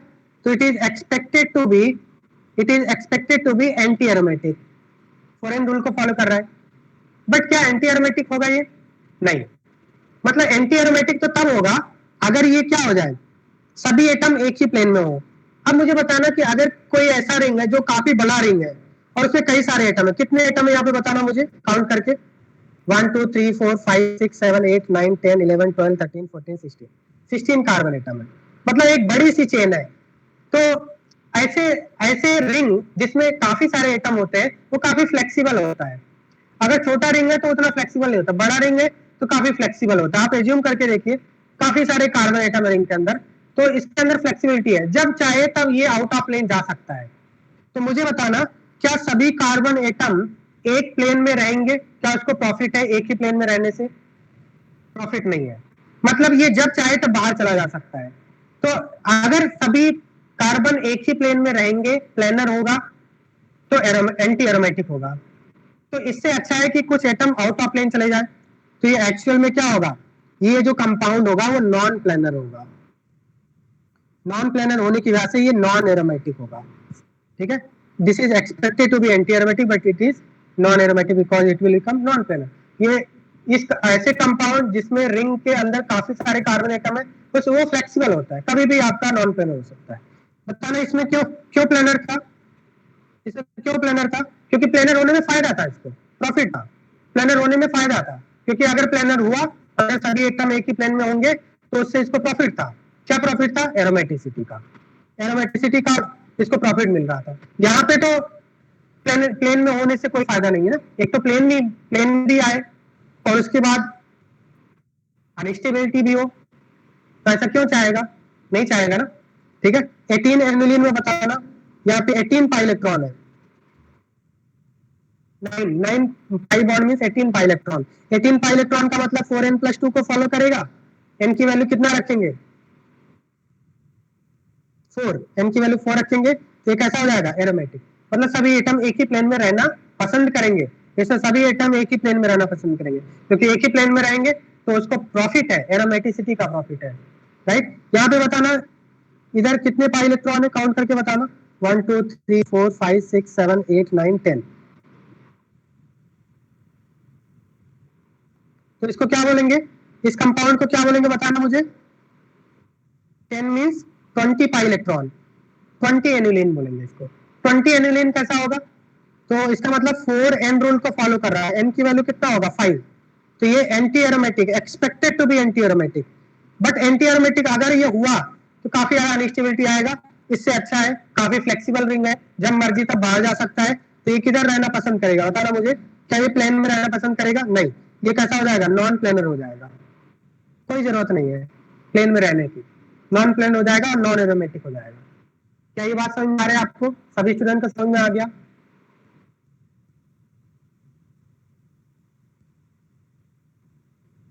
हाँ सर। अब देखो एक कंपाउंड दिया गया है, ये कंपाउंड है, इसमें बोला है कि इसमें 4 ऑप्शन दिए हैं, कौन सा ऑप्शन करेक्ट होगा। इस टाइप के कंपाउंड को एजुलिन बोलते हैं।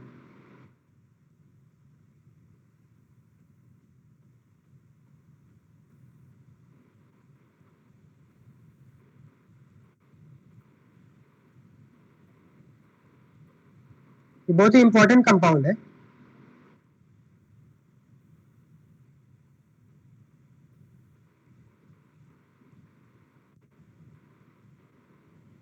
इस टाइप के कंपाउंड को एजुलिन बोलते हैं, ठीक है। एजुलिन, एजुलिन ये किस टाइप का कंपाउंड होगा, एरोमेटिक होगा या नहीं, एरोमेटिक होगा या नहीं बताना। तो इसमें बेसिकली क्या होता है, यहाँ पे ध्यान देना कि इस कंपाउंड में एक इस टाइप से बिहेवियर देखने को मिलता है, मतलब ये पाई बॉन्ड इस तरह से शिफ्ट हो जाता है और इसका जो रेजोनेटिंग स्ट्रक्चर बनता है कुछ इस तरह से बनता है। ऐसे जो एक्सेप्शनल वाले बिहेवियर है ना, वो आपको याद रखना होगा, मतलब एक्सेप्शनल बिहेवियर नहीं है, ये कंपाउंड अदर में भी ऐसा ही होता है, बट ये जो चीजें हैं ये आपको याद रखना है। इधर प्लस हो जाएगा और इधर माइनस हो जाएगा, यहाँ पे क्या हो जाएगा डबल बॉन्ड हो जाएगा। ऐसा करने से क्या प्रॉफिट मिला, अब बताना, ऐसा करने से क्या प्रॉफिट मिला कि दोनों रिंग क्या हो गए, ये भी एरोमेटिक हो गया और ये वाला रिंग भी क्या हो गया, ये वाला रिंग भी आपका एरोमेटिक हो गया। 6 पाई 6 पाई दोनों एरोमेटिक हो गए। ये पूरा कंपाउंड कैसा होगा मुझे बताना, एरोमेटिक होगा। तो इसका मतलब ये कंपाउंड एरोमेटिक होगा। तो इसका मतलब सी ऑप्शन गलत है और डी ऑप्शन गलत है, गेट का क्वेश्चन है। गेट एमटेक के लिए ये एग्जाम होता है, मतलब आप पहले 12th क्लास के बाद बीटेक करेंगे 4 ईयर, तो बीटेक के बाद एमटेक करेंगे, मतलब हायर स्टडीज में पूछा जाता है, ठीक है। तो ये आपका एरोमेटिक कंपाउंड है। अब एरोमेटिक में भी इस कंपाउंड का हाई डाइपोल मोमेंट होता है। एजुलिन के बारे में ध्यान देना, अगर एक 5 मेंबर्ड और एक 7 मेंबर्ड रिंग कनेक्टेड है तो उसको एजुलिन बोलते हैं, और एजुलिन के अंदर हाई डाइपोल मोमेंट होता है। इस कंपाउंड का डाइपोल मोमेंट काफी हाई होता है। क्यों हाई होता है, क्योंकि ये कंपाउंड क्या हो गया, पोलराइज हो गया, अपने आप को क्या करने के लिए, स्टेबल करने के लिए पोलराइज हो गया। अपने आप को स्टेबल करने के लिए कंपाउंड क्या हो गया, पोलराइज हो गया।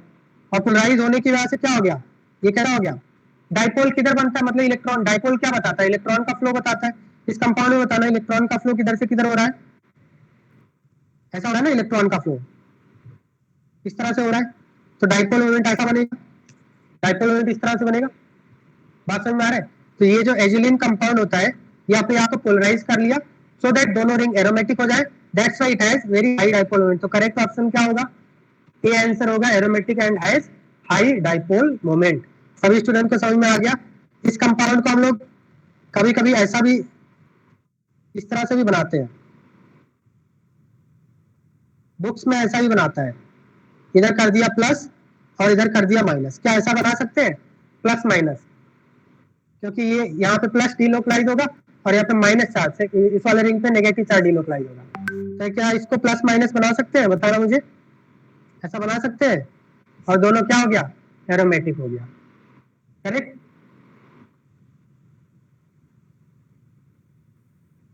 ये क्वेश्चन आप होमवर्क में करेंगे या आपको मैं होमवर्क दे रहा हूँ। तो मुझे लगता है कि आज जो आपने होमवर्क किया होगा अभी सभी क्वेश्चन हो जाएंगे मुझे लग रहा है, ठीक है। अब जो किसी को डाउट होगा तो आप हो जाएगा, मुझे ऐसा लग रहा है, ठीक है, क्योंकि मैंने सभी क्वेश्चन कवर कर लिए हैं, ठीक है। अब इसमें एक दो और कुछ एग्जाम्पल है, वो भी हम लोग देख लेते हैं, ठीक है। एक दो और एग्जाम्पल देख लेते हैं, ठीक।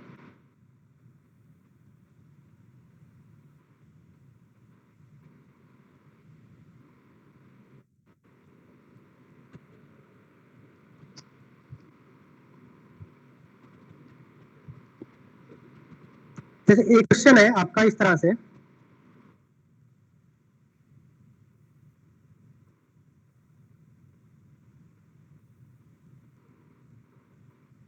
इस कंपाउंड का रिएक्शन हो रहा है SpCl5 से, SpCl5 से रिएक्शन हो रहा है, तो यहाँ पे प्रोडक्ट क्या बनेगा, ये क्वेश्चन है आपका, ठीक है। प्रोडक्ट क्या बनेगा,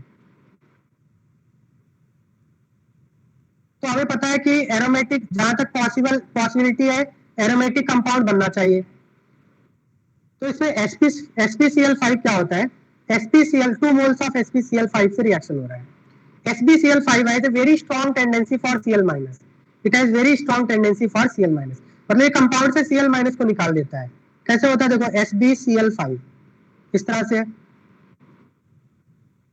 अब यहाँ पे देखना, जो Sp है सेंट्रल एटम है, सेंट्रल एटम कैसा होगा, क्लोरीन, इससे 5 क्लोरीन एटम अटैच है, मतलब ये इलेक्ट्रॉन काफी ज्यादा विड्रॉ कर रहे हैं, तो ये कैसा हो जाएगा, इलेक्ट्रॉन डेफिशिएंट होगा। इसका जो सेंट्रल एटम है वो इलेक्ट्रॉन डेफिशिएंट होगा, क्योंकि इसके साइड में 5 मोर इलेक्ट्रोनिगेटिव एटम अटैच है। और अगर ये इलेक्ट्रॉन डेफिशिएंट हो गया तो यहाँ से क्या होगा, Cl के पास बहुत ज्यादा इलेक्ट्रॉन है, तो इसका जो इलेक्ट्रॉन है वो Sb की तरफ क्या होगा, Sp को डोनेट करेगा इस तरह से, और Sb के साथ एक कॉम्प्लेक्स बना लेगा, ठीक है। Sb के साथ कॉम्प्लेक्स बना लेगा इस तरह से,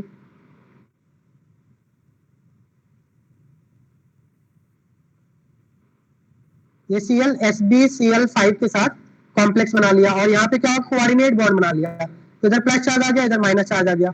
अब बताया मुझे Cl के ऊपर प्लस चार्ज स्टेबल होगा क्या, Cl के ऊपर प्लस चार्ज स्टेबल नहीं होता है, तो यहाँ से बॉन्ड ब्रेक हो जाएगा, और बॉन्ड ब्रेक होने के बाद क्या हो जाएगा, SbCl6 यहाँ से निकल जाएगा, SbCl6 निकल जाएगा, तो यहाँ पे क्या चार्ज आ जाएगा, यहाँ पे चार्ज कौन सा आएगा, प्लस चार्ज आ जाएगा।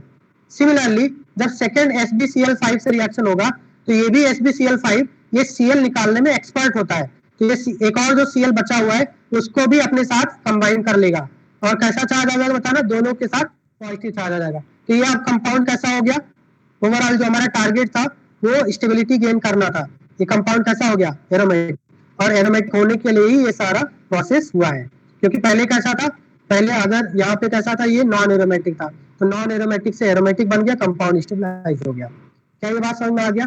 सो SbCl5 अगर कहीं पे दिया हुआ है तो SbCl5 is expert in withdrawing, वो Cl माइनस को एक्सट्रैक्ट करने में हेल्प करता है, वो Cl माइनस को स्नैच कर लेता है, और यहाँ पे क्या कौन सा चार्ज ले आएगा, पॉजिटिव चार्ज ले आएगा।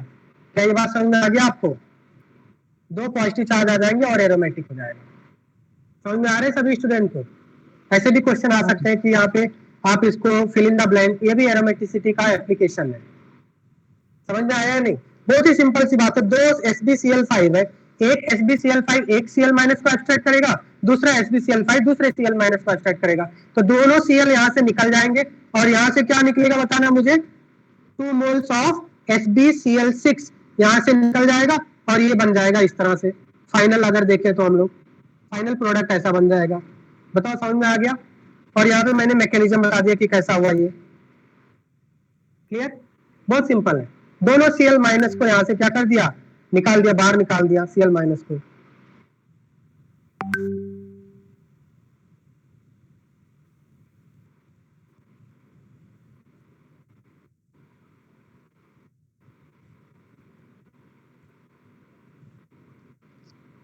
देखो एक और क्वेश्चन है ऐसा, मान लिया सपोज इस तरह से कंपाउंड है और इसके 2 मोल्स हैं, और इसका H नहीं है, H का मतलब सनलाइट के साथ रिएक्शन हो रहा है, सनलाइट, तो सनलाइट मान लिया कोई डबल बॉन्ड है कार्बन कार्बन, और इसका सनलाइट के प्रेशर रिएक्शन कराया जाए, तो सनलाइट क्या करता है, सनलाइट का मतलब एनर्जी है, और इस सनलाइट की एनर्जी से ये बॉन्ड ब्रेक हो जाता है, और दोनों इलेक्ट्रॉन क्या होते हैं, एक इलेक्ट्रॉन कार्बन का इस कार्बन के पास चला गया, एक इलेक्ट्रॉन इस कार्बन का इस कार्बन के पास चला गया, तो यहाँ पे रेडिकल्स बनते हैं, ऐसा इसको बोलते हैं होमोलिटिक फिजन।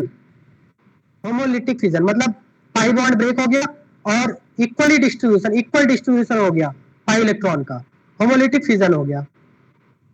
ठीक है, तो इसी तरह से यहाँ पे क्या होगा, क्योंकि हमें पता है ये एंटी एरोमेटिक है, हाईली अनस्टेबल है, तो सनलाइट के प्रेजेंस में इसको क्या करना है, कुछ ना कुछ इसमें प्रोसेस होगा और ये अपने आप को स्टेबलाइज करने की कोशिश करेगा। यहाँ पे हमारे पास 2 मोल्स है, एक पाई बॉन्ड क्या होगा, सनलाइट के प्रेजेंस से यहाँ से ब्रेक होगा और ब्रेक होने के बाद यहाँ पे रेडिकल, इधर रेडिकल आ गया। इसी तरह से एक और कंपाउंड है, यहाँ पे रेडिकल आएगा और अल्टीमेटली ये रेडिकल मिलके क्या हो जाएगा, यहाँ पे एक बॉन्ड बन जाएगा और यहाँ पे एक बॉन्ड बन जाएगा। तो फाइनल जो आपका कंपाउंड होगा कुछ इस तरह से होगा, फाइनल कंपाउंड आपका इस तरह से हो गया। ये बताइए ये कैसा कंपाउंड हो जाएगा, ये नॉन एरोमेटिक हो गया, पहले से ज्यादा स्टेबल हो गया। बताना समझ में आ रहा है, क्लियर है? तो अगर कोई कंपाउंड एंटी एरोमेटिक है तो कोई भी प्रोसेस करेगा अपने आप को स्टेबलाइज करने के लिए। ठीक है, तो एच न्यू सनलाइट ने क्या किया, सनलाइट के प्रेजेंस से ये बॉन्ड ब्रेक हो गया, एक एक इलेक्ट्रॉन यहाँ पे आया, रेडिकल बन गया, इसी टाइप के 2 मोल्स लिया है, यहाँ पे दूसरा वाला भी ब्रेक होकर रेडिकल बन गया, अब ये 2 इलेक्ट्रॉन मिलके एक सिंगल बॉन्ड। अच्छा यहाँ पे ऐसा करना चाहिए ना मुझे, यहाँ पे ऐसा करना चाहिए, 3 रिंग्स बनेंगे ना, ये आपका इस तरह से ज्वाइंट हो गया, ये इस तरह से ज्वाइंट हो गया, तो 3 रिंग्स बनेंगे ना। नहीं समझ में आ रहा है, बोलते नहीं हो आप लोग कुछ, 3 रिंग्स बन जाएंगे, ये कैसा हो गया, नॉन एरोमेटिक हो गया। ठीक है, तो अगर इतने क्वेश्चन कर लिए तो एरोमेटिसिटी पे आपको कोई भी कॉम्पिटिटिव एग्जाम में कोई भी क्वेश्चन आए तो आप सॉल्व कर सकते हैं। ठीक है, बताइए सभी स्टूडेंट को समझ में आ गया आज की क्लास में? बहुत ही इंपॉर्टेंट है, मैं आपको पीडीएफ सेंड कर दे रहा हूँ, आप लोग यहाँ से रिवाइज कर लीजिए। ठीक है, हाँ ब्रिज एड वाला नेक्स्ट क्लास में बताएंगे, अभी मेरा एक क्लास है। ठीक है, इसके बाद मेरा एक क्लास है, ब्रिज एड वाला नेक्स्ट क्लास में बताएंगे। ठीक है अद्वैत, हाँ नेक्स्ट क्लास में बताएंगे। हाँ, तो मैं आपको पीडीएफ सेंड कर दे रहा हूँ और अगर इसके बाद भी एक्सरसाइज में कोई प्रॉब्लम होगा तो नेक्स्ट क्लास में डिस्कस कर लेंगे। ठीक है, ओके।